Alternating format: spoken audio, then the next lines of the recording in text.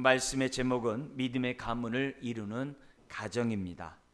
믿음의 가문을 이루는 기쁨은 우리가 이 땅 가운데 살아가야 될 정말 기쁨 가운데, 누려야 될 기쁨 가운데 반드시 누려야 될 기쁨입니다. 믿음이 없이는 믿음의 가문을 이루는 것이 얼마나 복되고 기쁜 일인지 잘 모릅니다. 가정의 달을 맞이해서 하나님의 은혜가 여러분의 가정에 함께하기 원하고 또 믿음의 가문을 이루어 가시기를 주의 이름으로 축원드립니다. 예수님을 주라고 고백하면 마음에 하나님 나라가 임해서 의와 평강과 기쁨이 넘쳐난다고 했어요. 가정에서도 마찬가지입니다. 가정의 주인을 우리가 하나님으로 모실 때 우리 가정의 의와 평강과 기쁨이 넘쳐날 줄 믿습니다. 오늘은 믿음의 가문을 이룸으로 복된 가정을 이루었던 보아스의 가정을 살펴보면서 하나님의 교훈을 듣고자 합니다. 우리가 보아스의 그 가정의 믿음의 모습을 논하기 전에 먼저 보아스가 어떤 사람인지를 우리가 잠깐 살펴보기를 원합니다. 우리가 룻기서를 보면 대체적으로 룻과 그리고 그의 시어머니 나오미의 관계에 관한 설교들을 5월달에 많이 합니다. 저는 여러분들에게 그 가운데 룻의 남편이 된 보아스에 대해서 집중해서 룻기서를 여러분들에게 말씀을 나누기 원하는데요.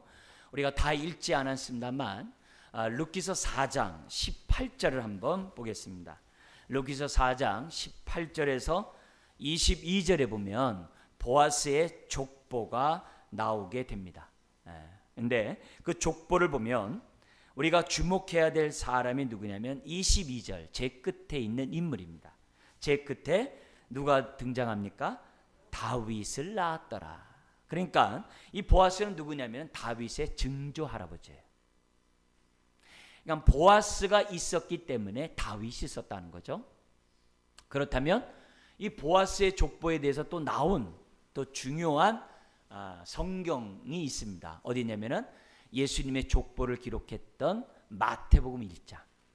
그죠? 예수님이 다윗의 후손으로 아브라함의 후손으로 이 땅에 오시려는 그 예언에 따라 이 땅에 오셨다는 것을 보여주는 것이 마태복음 1장에 나오는 족보예요. 그 족보에도 등장하는 사람이 바로 보아스예요. 그러니까 이 보아스라는 사람이 얼마나 중요한지 그 당시에는 그렇게 중요한 인물이 아닐 수 있어요. 그러니까 역사적 전체로 믿음의 가문을 볼 때 중요한 인물이 아닐 수 있어요. 다윗처럼. 그렇지만 보아스가 있었기 때문에 그 연결고리로 다윗이 태어나고 그리고 메시아가 이 땅에 오시게 되었다는 사실을 저와 여러분들이 잊어서는 안 됩니다. 자, 그러면서 이 보아스의 그 조상 가운데 누가 등장하냐면 18절 룻기서 4장 18절에 보면 베레스의 계보는 이러하니라 라고 기록되어 있어요. 베레스라는 사람이 익숙한 사람이 아닙니다. 그리고 이 베레스라는 이 사람이 4장 12절에도 등장을 해요. 4장 12절에 이 보아스가 룻과 결혼함으로 주변 사람들이 그 결혼한 부부를 축복을 해요. 근데 축복을 하는데 뭐라고 축복하냐면 이렇게 축복을 합니다. 12절에 여호와께서 이 젊은 여자로 말미암아 내게 보아스에게 그러니까 내게 상속을 주사 내 집이 다말이 유다에게 낳아준 베레스의 집과 같게 하시기를 원하노라 라고 기록되어 있어요. 그러니까 축복하는 그 집에 뭐냐면은 베레스의 집과 같이 축복하는 그런 축복을 해요. 우리 오늘날로 보면 익숙하지 않은 축복이에요. 그러면 베레스가 누굽니까? 베레스는 유다의 자식의 이름이 베레스예요. 유다의 자식의 이름이에요. 근데 유다가 자식을 어떻게 낳습니까? 우리가 성경을 모르고 그 당시 풍습을 모르면 우리 성경을 읽다가 막 덮어버리고 뭔가 이게 무슨 도색 잡지 이렇게 보는 것 같은 데서 넘기는 그런 부분들이 많이 나와요. 근데 그 가운데 한 부분이 유다의 자손이죠. 유다가 아들이 셋이 있었습니다만 그 아들들이 하나님 앞에 악을 행함으로 자식을 낳지 못하고 죽습니다. 그래서 첫 아들과 결혼한 이 다말이 시집을 왔는데 자식을 못 낳는 그런 상황이 벌어진 거예요. 이런 가운데 다말이 생각한 것이 뭐냐면 자신의 시아버지를 통해서 자식을 낳겠다라고 계획을 세웁니다. 그래서 난 자식이 누구냐면 베레스예요. 베레스예요. 그래서 유다의 족보가 이어지게 되고 유다의 족보가 이어짐으로 누가 나오는 거예요? 보아스도 나오고 다윗도 나오고 예수님도 나오는 거예요. 그런 의미에서 성경에서는 마태복음 1장 예수님의 족보를 얘기하면서 누구의 이름을 집어넣어요? 다말의 이름도 집어넣고 오늘 이 성경에 보아스가 결혼한 모압 여인 룻도 집어넣고 다양한 이방 여인 기생라합의 이름도 집어넣고 그렇게 하면서 예수님이 이 땅에 태어났다는 사실을 기록함으로 그 족보 가운데 많은 교훈 가운데 하나가 뭐냐면 예수님은 이방인의 구세주라는 사실, 이스라엘만이 아니라 이방인의 구세주라는 사실을 마태복음 족보에서 보여주는 거예요. 그래서 우리 하나님은 이스라엘만이 아니라 열방 모든 나라의 하나님 구세주라는 사실을 보여주는 것이 족보의 사건이에요.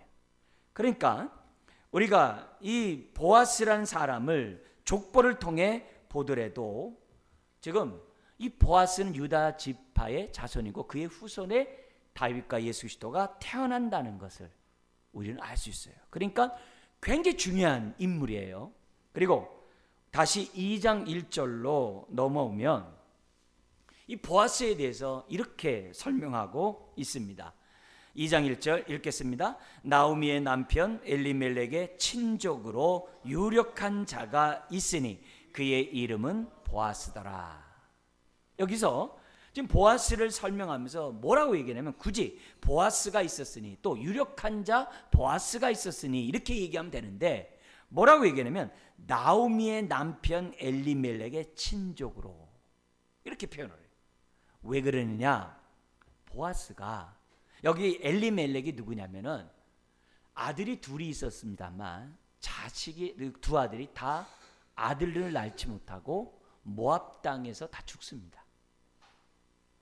그러니까 엘리멜렉의 입장에서 보면 대가 끊긴 거예요. 누군가 나오미와 결혼하든지 아니면 그의 며느리인 모압 여인인 룻과 결혼하지 않으면 그 집안은 대가 끊겨요. 대만 끊기는 것이 아니라 하나님이 분깃으로 주었던 모든 그 토지를 다 상실하게 돼요. 이런 의미에서 볼 때 이 나오미의 마음은 억장이 무너지는 거예요. 그래서 남편을 잃고 두 아들을 잃고 고향으로 돌아올 때 베들레헴에 있는 자기 고향의 베들레헴에 있는 사람이 너무 반가워서 막 환영을 하는 거예요. 너무 반갑다. 나오미야 참 반갑다. 이 나오미란 단어가 이제 기쁨, 즐거움 이런 뜻이거든요. 그러니까 나오미가 뭐라 하냐면 나를 나오미라 부르지 말고 마라라 부르라 그래요. 마라라는 뜻이 뭐냐면 쓴물이란 뜻이에요.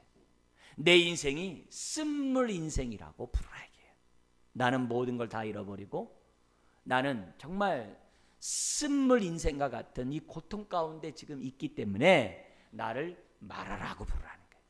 이게 나오미의 마음이었어요. 나오미의 마음이었어요. 그리고 그 당시 이스라엘 사람들은 시집을 가면 그 집안의 대가 끊기지 않도록 해야 하는 것이 그 당시 풍습이었어요. 그게 기쁨이에요. 그런데 나오미의 입장에서는 그 기쁨이 사라진 거예요. 사라진 거예요. 더구나 자기 며느리가 모압 여인이니까 이스라엘에 들어와가지고서 살아간다는 것이 녹록지 않다는 것을 나오미는 누구보다도 잘 알아요. 그렇다고 재산이 있는 것도 아니고 뭔가 자기 자신이 부유한 집도 아니에요. 자기 며느리가 가서 추수철에 정말 추수하다가 떨어뜨린 그 이삭을 주어야지만 겨우 먹고 살 수 있는 그런 가정이에요. 이제 그런 가정 속에 지금 뭐냐면 보아스를 설명하려면 뭐라고 얘기하냐면 나오미의 남편 엘리멜렉의 뭐라고요? 친족으로. 그러니까 무슨 뭐 작은 같은 계열로 얘기한다면 룻의 입장에서 보면 예를 들면 뭐 나오미의 입장에서 보면 무슨 뭐 사촌 뭐 시동생이라든지 뭐 그 정도 되겠죠. 나이는 좀 많은 것 같아요. 왜냐면 모압 여인 룻을 향하여 우리가 읽었던 2장 8절에 보아스가 딸아 다른 밭에 가지 말고 내 밭에서 지금 이삭을 주우라고 얘기하는 거 보면 딸이라고 얘기하거든요.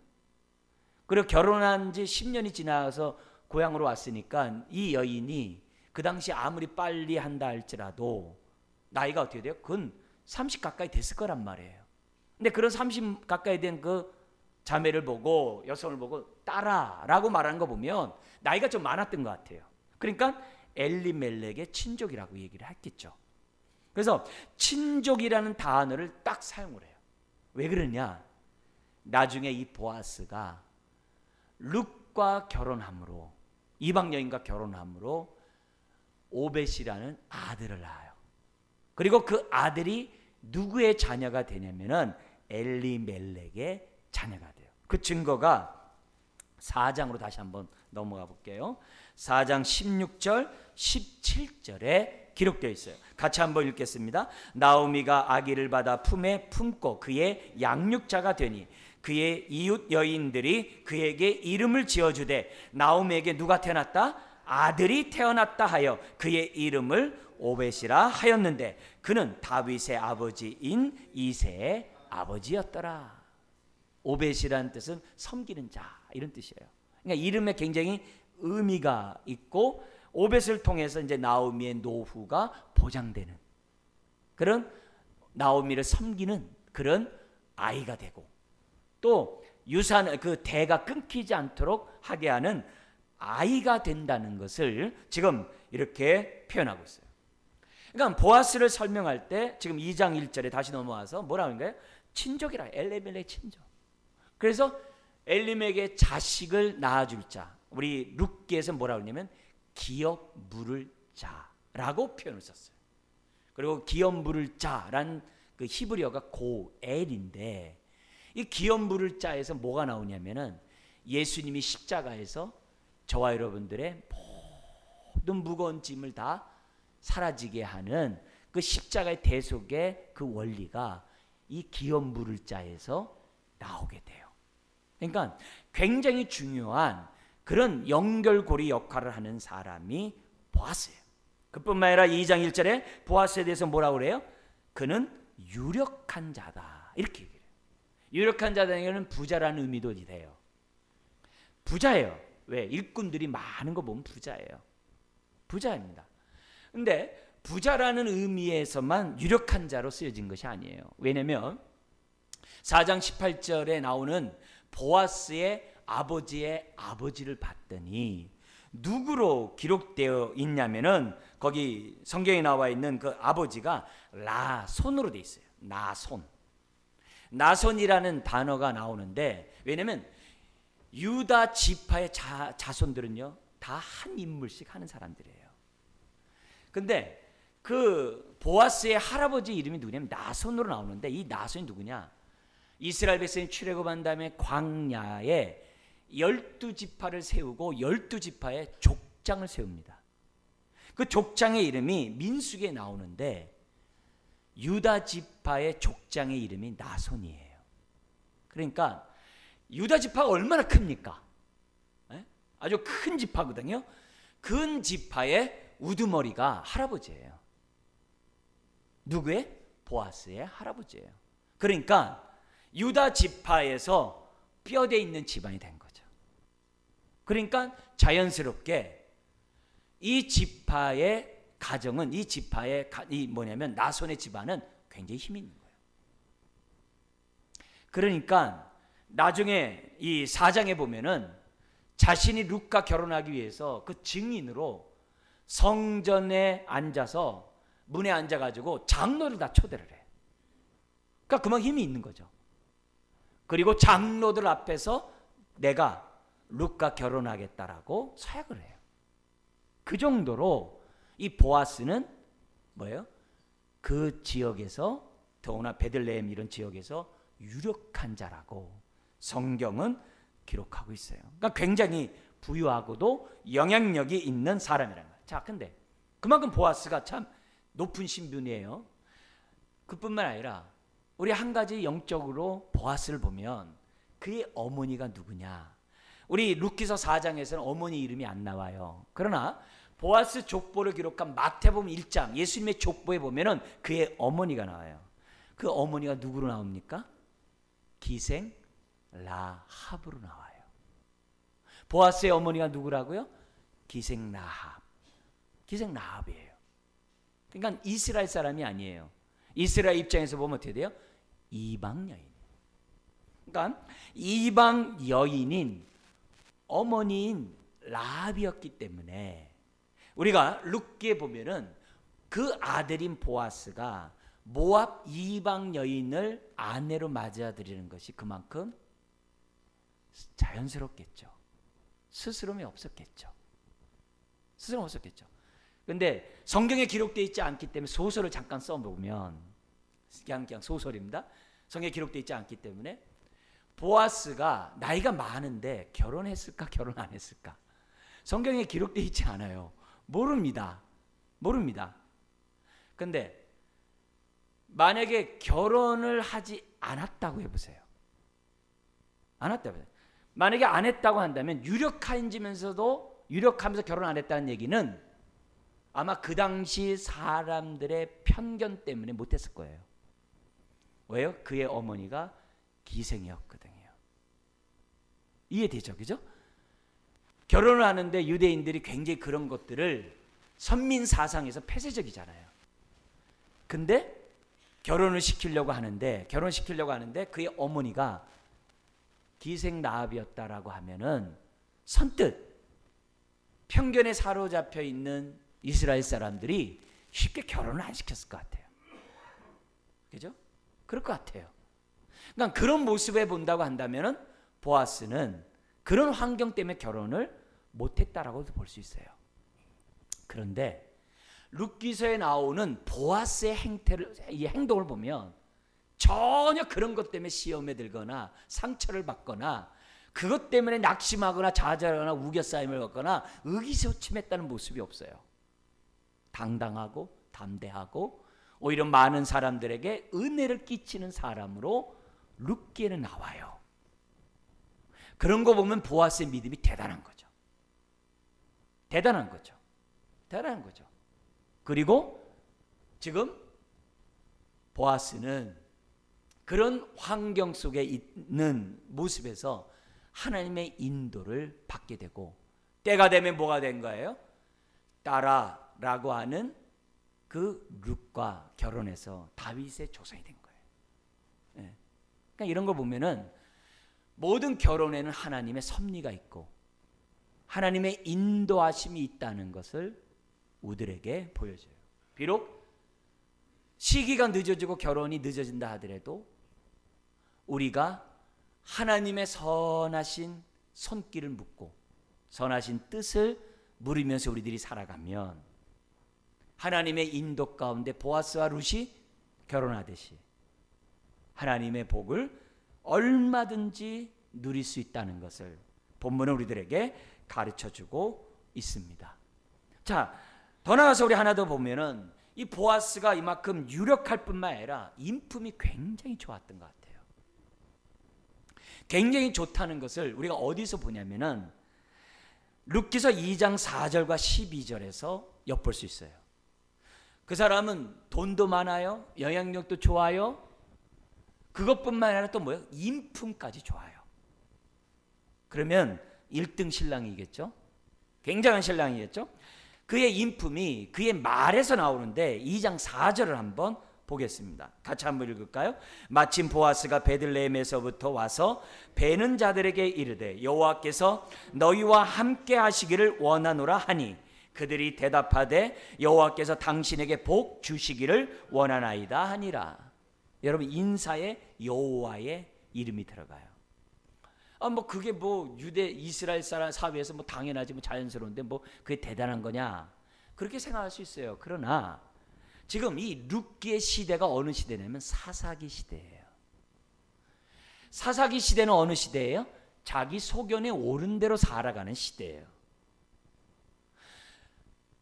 종교적으로 타락해서 하나님도 섬기고 우상을 섬기던 시대예요. 그리고 도덕적으로 타락해서 지금 어때요? 온갖 부정을 저지르고 불의와 불법을 저지르는 시대예요. 탐심의 종이 되어서 살던 시대예요. 남을 돌볼 시대가 아니에요. 자기가 살기에 급급한 시대가 사사기 시대예요.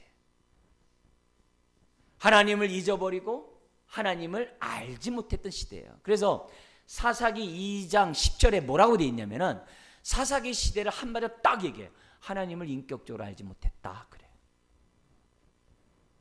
출애굽한 여호수아의 시대가 죽은 다음에 그 자손들은 하나님을 알지 못했다라고 딱 기록되어 있어요. 그런 시대에 지금 뭐예요? 보아스는 어떤 일을 하고 있어요? 여호와를 알고 있다는 거예요. 그리고 인사를 할 때 어떻게 돼요? 여호와께서 너희와 함께 하시기를 원한다. 그러니까 또 사람들 또 뭐라 그래요? 여호와께서 당신에게 복 주시기를 원한다. 장군 멍군 하면서 인사를 해요. 여러분 뭐 좋은 얘기지만 되게 회사의 사장들은 어떤 마음이에요? 일꾼들이 일할 때 농땡이 치지 않고 일을 열심히 하고 있지 않나 이렇게 감시를 하잖아요. 그죠? 그래서 지금 벼베로 온 사람들에게 얘기하겠죠. 자, 우리 오늘 농땡이 치지 말고 오늘 할당 다 하면 내가 보너스 줄게. 열심히 일합시다. 만약에 여러분들이 일하다가 약간 뭐 쉬고 막 그러면 시간에서 다 빼겠어. 뭐 요즘 같이 밥 먹는 시간 빼겠고 뭐 어디 화장실 가는 시간 빼겠고 막 이렇게 말하는 것이 어떻게 보면은 사장의 아주 일반적인 얘기겠죠. 근데 보아스는 그렇게 인사하지 않고 여호와께서 함께 하시기 원한다. 그리고 직원들도 뭐라 그래요? 여호와께서 당신에게 복 주기를 원한다라고 인사를 나눴다. 그러니까 그만큼 정감이 오가잖아요. 이거는 인품이 좋지 않으면 안 되는 거예요. 또 하나 인품이 좋은 것이 우리가 읽었던 2장 8절에서부터 우리가 12절에 나오고 있는데 그 가운데 하나가 12절입니다. 같이 한번 읽겠습니다. 여호와께서 내가 행한 일에 보답하시기를 원하며 이스라엘 하나님 여호와께서 그의 날개 아래에 보호를 받으러 온 내게 온전한 상 주시기를 원하노라 하신지라. 지금 이 얘기를 누구에게 했냐면은 이삭을 자기 밭에서 죽고 있는 모압 여인에게 한 말이에요. 한 말이에요. 그 여인에게 뭐라고 그러냐면 여호와께서 그의 날개 아래 보호를 받으러 온 내게 온전히 상 주기 원한다. 즉 여호와의 날개가 너를 감싸주기 원한다. 그래서 하나님의 보호와 안전과 그 돌보심이 너희가 룻에게 있기를 원한다고 하는 축복이에요. 이것보다 더 큰 축복은 없어요.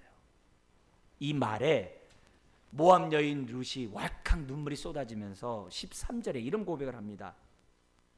룻이 이르되 내 주여 내가 당신께 은혜 있기를 원하나이다. 나는 당신의 하녀 중에 하나와도 같지 못하오나. 그러잖아요. 보아스 집에 정규직도 아니거든요. 계약직도 아니거든요. 일용직도 아니에요. 누구예요? 이삭을 줍는 하나의 뭐예요? 뜨내기예요. 근데 그 여인에게 지금 어떻게 돼요? 극진히 대접을 해요. 심지어는 뭐냐면은 이삭을 줍는데 조금이라도 불편할까 뭐예요? 물 떨어갈 때 뭐냐면 소년들이 떠온 물을 갖다가 마실 것을 명령해 줬어요. 그러니까 계속 걷어들이라는 거예요.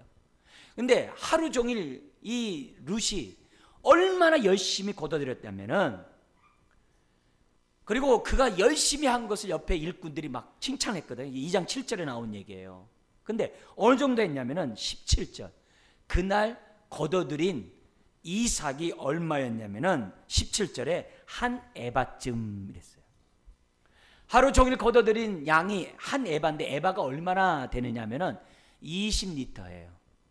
이거는 그 당시 장정이 10일 동안 먹을 양식이에요. 근데 하루만 걷어들이는 것이 아니라 23절에 보면 보리 추수가 끝나면 밀추수를 계속해요. 보통 한 달씩 해요. 한 달씩 합니다. 그러니까 여기 뭐냐면 2달 동안 8주 동안 보리와 밀을 걷어들였다고 그래요. 하루에 얼마씩이요? 한 에바 20리터씩. 그럼 얼마가 나와요?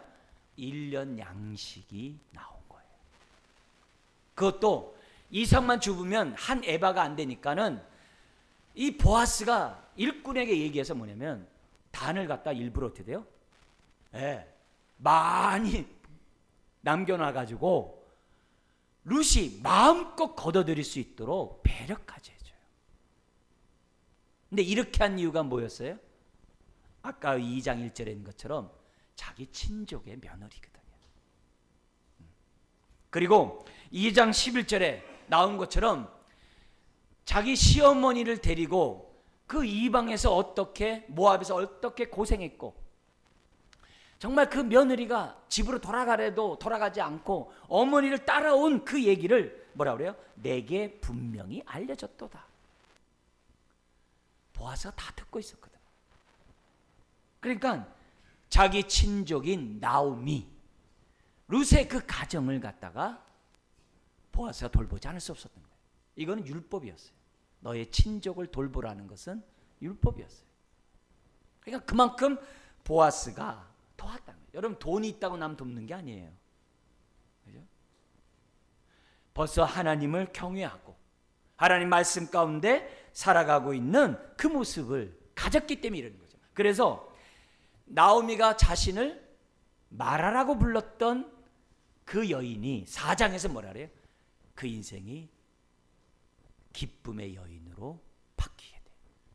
엘리멜렉의 가문이 기쁨으로 바뀌게 되는 그런 일이 지금 뭐냐면 보아스를 통해 나오게 돼요.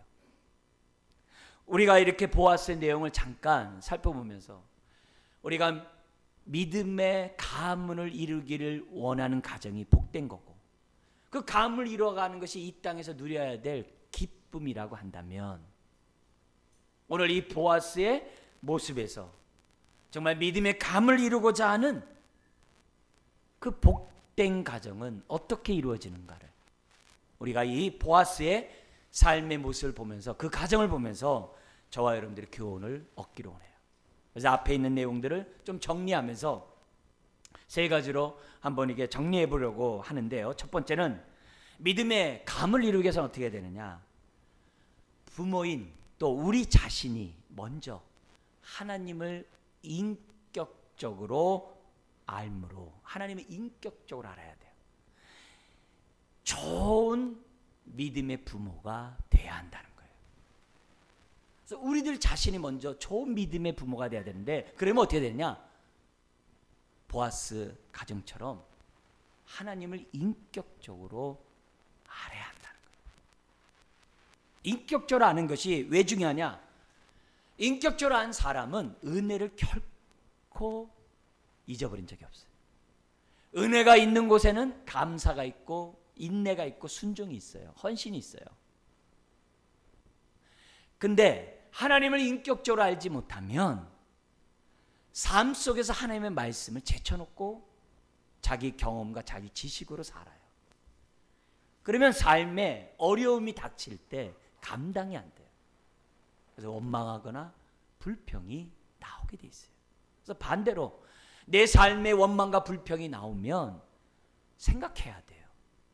나는 오늘 하나님의 말씀을 제쳐놓고 살고 있지 않은가. 더 나아가서는 나는 오늘 정말 살아계신 하나님을 나는 알고 오늘 하루를 믿음으로 살고 있는지를 생각해 봐야 돼요.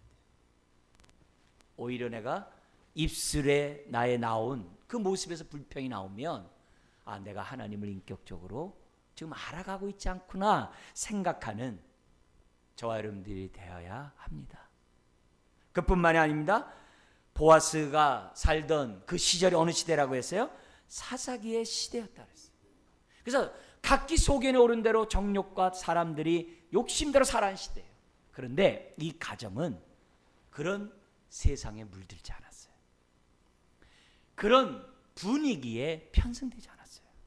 남들이 다 세상을 향해 갈 때 하나님의 말씀 가운데 살고자 했던 가문이 바로 이 집안이었다는 거예요. 보아스 집안이었다는 거예요.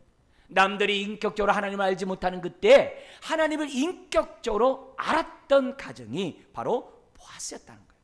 네. 여러분, 이 가정만이 아니죠.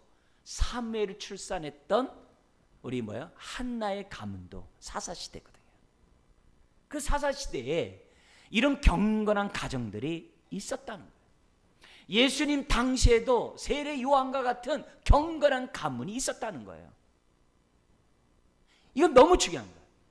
이 얘기는 오늘 우리가 사는 이 세상이 하나님을 잊어버리고 하나님을 경배하지 않고 하나님을 떠난 세상이라 할지라도 저와 여러분들은 어떻게 해야 한다는 거예요? 보아스 가정처럼 하나님을 알아가는 가운데 믿음의 가문을 이루어야 될 삶을 살아가야 한다는 거예요. 그리고 또 살 수 있다는 거예요. 그것을 보아스 가정이 우리들에게 가르쳐주고 있다는 거예요.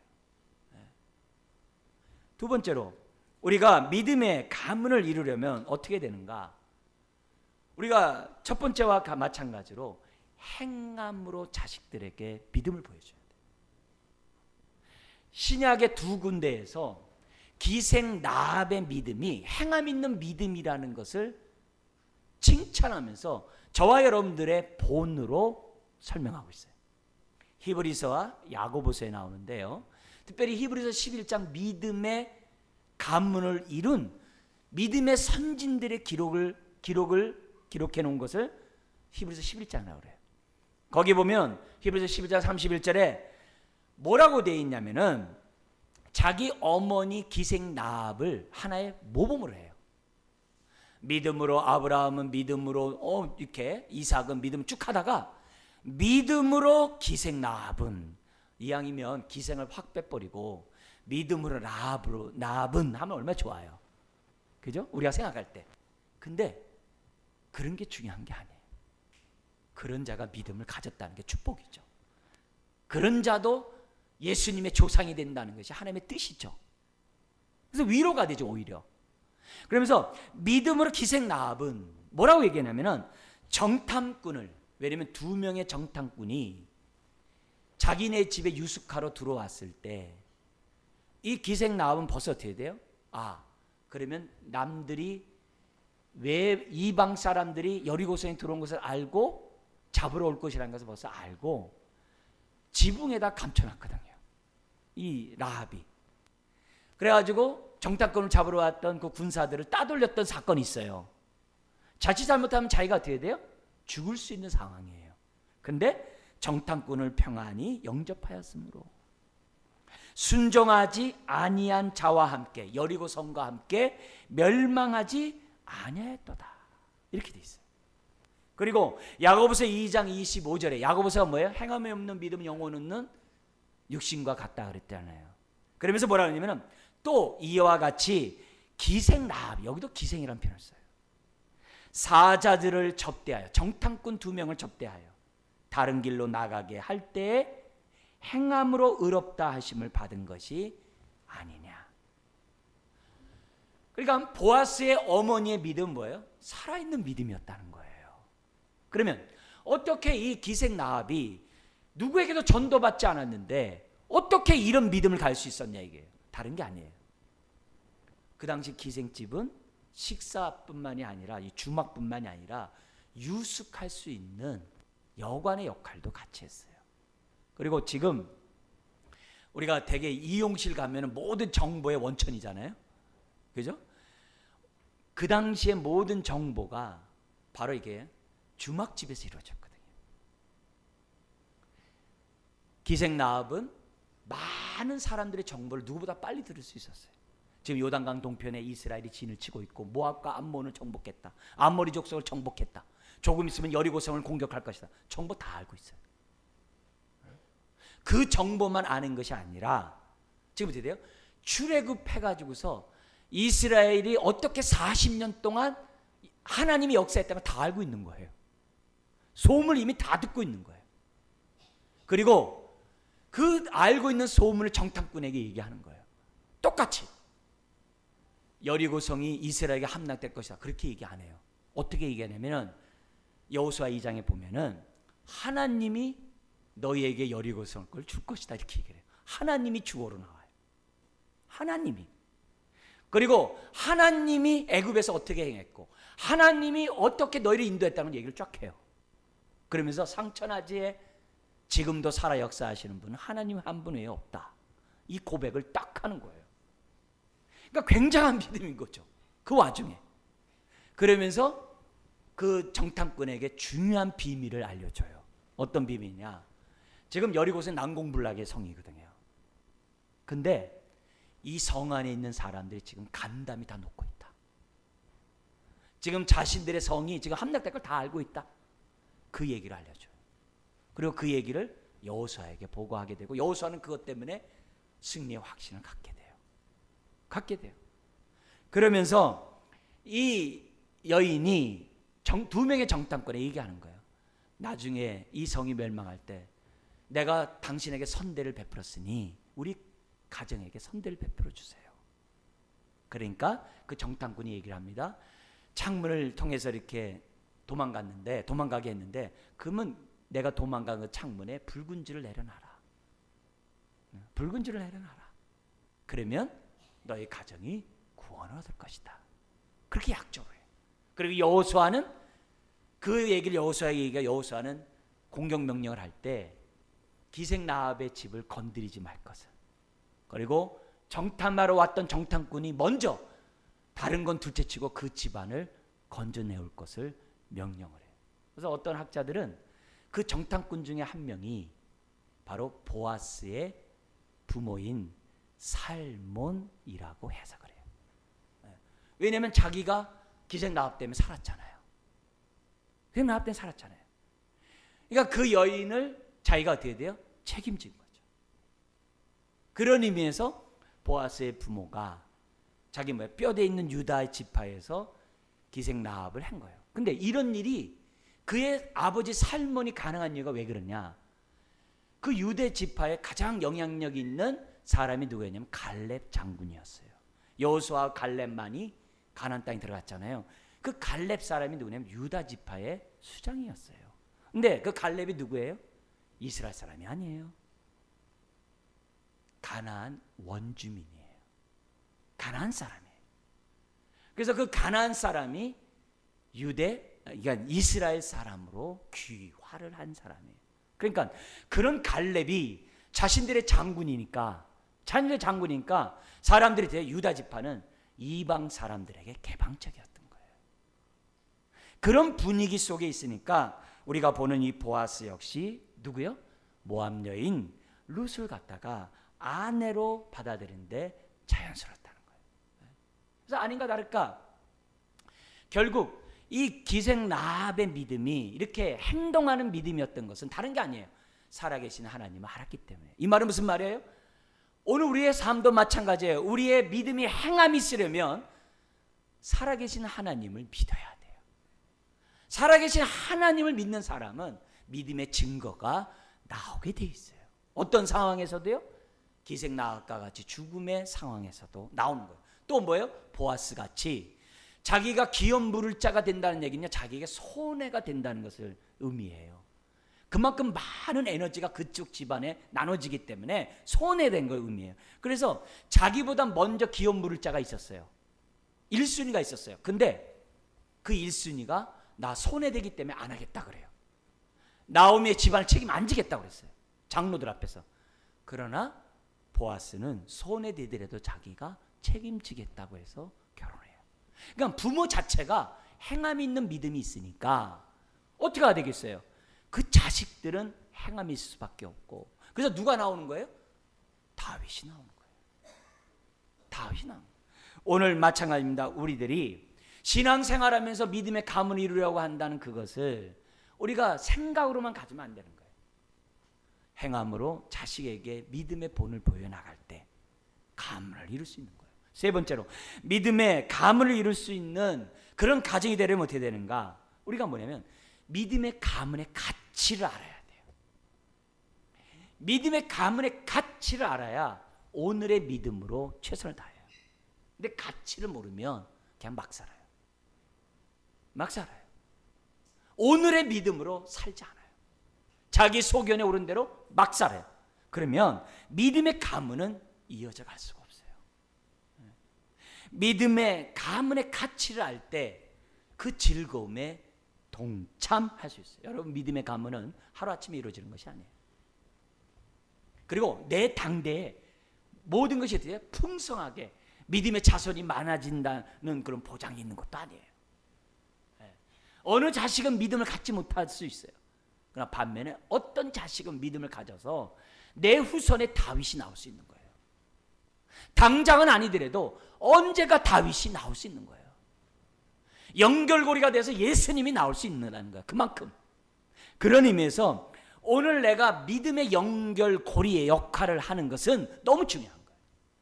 그래서 부모가 믿음의 가문에 대한 가치를 알면 오늘 하나님을 경외하면서 믿음의 삶을 살아가게 된다는 거죠. 그래서 보아스가 믿음의 삶을 살았기에 그의 아들 오벳이 그렇게 살았고 또 그의 아들 이새가 그렇게 살았고 그의 아들 다윗이 믿음으로 살았다라고 말하는 거예요. 믿음은 바라는 것들의 실상이었어요. 믿음의 가문을 이루겠다는 믿음을 가질 때 하나님이 그 믿음을 축복하시는 거예요. 여러분도 잘 알고 있는 한 예를 좀 들고 마치겠는데요. 미국 교육위원회에서 부모의 영향이 자식들에게 어떻게 영향을 미치는지를 연구한 보고서가 있어요. 이건 정부에서 했기 때문에, 국가에서 했기 때문에 정확한 거겠죠. 근데 여러분도 많이 아는 얘기입니다. 그 당시에 뉴욕에서 최고 갑부와 그리고 갑부였던 이 마크스 슐츠라는 사람이 있어요. 그 갑부의 5대 후손을 추적하고, 그리고 또 하나는 뭐냐면은 영적으로 도덕적으로 사람들의 존경을 받고 있었던 요나단 에드워드라는 사람이 있었어요. 굉장히 영적 부흥을 일으켰던, 미국에서 부흥을 일으켰던 인물이에요. 그래서 그 두 가문을 갖다가 5대 동안 이 미국의 교육위원회에서 추적을 했어요. 그래서 5대가 지난 다음에 그 결과가 딱 나왔는데 뭐라고 되냐면은 그 당시 뉴욕의 가장 큰 갑부의 후손이 5대까지 후손이 1062명이고 요나단 에드워드는 890명이었다고 그래요. 그러면서 그들의 직업을 다 추적을 해가지고 통계를 딱 냈는데 이렇게 되어 있습니다. 그 갑부의 후손이었던 그 자식을 보니까 5년 이상 교도소의 복역자가 5년 이하는 너무 많고 5년 이상 교도소에서 복역했던 사람이 96명. 1000명 중에서 10분의 1이 교도소에 5년 이상 있었고 정신병자 알코올 중독자가 58명이고 창녀가 65명이래요. 그리고 생활보호 극빈자가 286명이고 일자 무식한 사람이 460명이래요. 그러니까 그 가문이 당대에서는 부자가 됐지만 5대가 지나오면서 그의 가문은 너무나도 정말 나오미처럼 마라의 쓴물의 가문이었다는 것을 보여주는 거예요. 반면에 요나단 에드워드의 후손들을 조사를 했는데 뭐냐면 목사 선교사가 116명 그리고 장로 집사가 286명. 그러니까 이게 뭐냐면 근 400명 정도. 그러니까 890명이니까 2분의 1 정도가 그런 직분을 갖고 있고 교수 학장 총장이 86명, 문학가가 75명, 상하원 의원이 4명, 부통령이 1명, 기업인이 73명, 발명가가 21명 되어 있다는 거예요. 자, 그렇다면 여러분의 후손이 여러분을 평가할 때 뭐라고 평가하겠습니까? 여러분의 5대 손이 여러분을 볼 때 뭐라고 평가하겠습니까? 오늘 우리 가정의 달을 맞이해서 기생 라합에서 모함 여인 룻에게서 다윗이 나왔어요. 오늘 저와 여러분들의 가정에서 다윗, 보아스와 같은 사람이 나오기를 주의 이름 축원합니다. 기도하겠습니다. 하나님 아버지, 오늘 우리들이 정말